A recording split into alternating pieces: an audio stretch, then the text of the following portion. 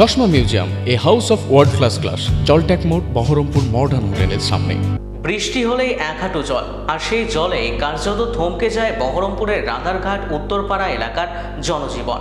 স্থানীয়দের অভিযোগ, আগে বৃষ্টির জল বেরিয়ে যাওয়ার নির্দিষ্ট ব্যবস্থা ছিল, কিন্তু বর্তমানে কিছু প্রভাবশালী ব্যক্তি সেই নিকাশি ব্যবস্থা দখল করে নিজেদের সুবিধা মতো ব্যবহার করছেন। এমনকি প্রশাসনের মদতে এই দখলদারি চলছে বলে অভিযোগ তুলেছেন বাসিন্দারা। ফলে সামান্য বৃষ্টিতেই জল জমে পড়েছে রাস্তাঘাট এবং বাড়িঘরে।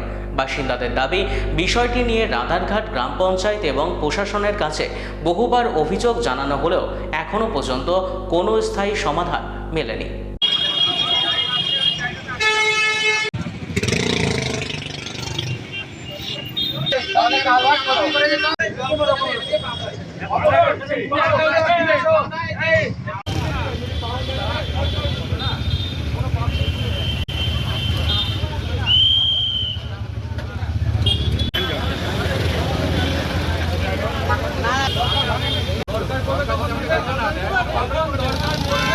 ওটা বন্ধ করে দিয়েছে। এখানে একটা পূর্বে সাঁকো ছিল, হচ্ছে দোকানদার। আমাদের যেই দাবিটা ছিল, যার জন্য তাদের কাছে যাওয়া এবং সাহায্য নেওয়া, মূলত 4 থেকে 5 জন ব্যক্তি 2000 সালের পরে কিছু জায়গা কিনে বাড়ি করে, পরবর্তীতে সম্পূর্ণ নয়নজলি ভর্তি করে বিগত 4টে ওয়ার্ডের প্রায় 5000 জনসাধারণের একদম ব্যতিব্যস্ত করে তুলেছে।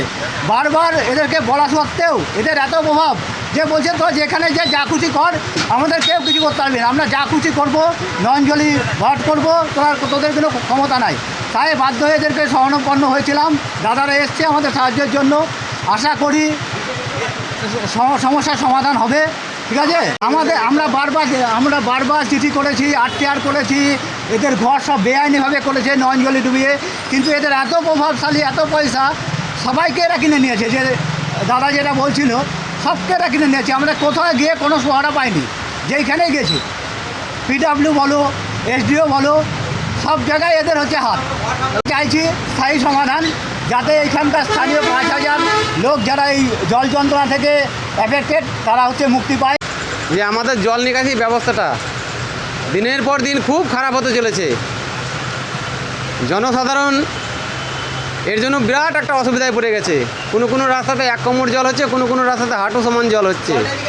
এই জলের কারণ হচ্ছে উত্তরপাড়া মোড় থেকে যে হারে জায়গাগুলো দখল হতে লেগেছে, সেই জায়গা কিনছে, পেছনে জায়গা কিনছে, সামনে ভরাট করছে। নালাগুলোকে ভরাট করে নিয়ে এমন করে নালাগুলোকে ভরাট করছে যে জল নিকাশি ব্যবস্থাটা দিন দিন বন্ধ হতে লেগেছে। তাই আমি বলছি, ব্রিজের গোড়া থেকে একদম তেলকলের বিল পর্যন্ত রেলগেট পার করে যেন এই জল নিকাশি ব্যবস্থাটা পুনরায় করে দেওয়া হোক। যেরকম 2010 সালের আগে এখানে কোনো জল নিকাশি ব্যবস্থা বন্ধ ছিল না। 2010 সালের পর থেকে একে একে সব জায়গা কিনছে আর নালাগুলোকে ভরাট করতে লেগেছে। নালাগুলোকে ভরাট করতে করতে এমন পর্যায়ে পড়ে গিয়েছে যে গোটা রাধাঘাট গোয়ালজানের জল নিকাশি ব্যবস্থা একদম বন্ধ হয়ে পড়েছে। পূর্বে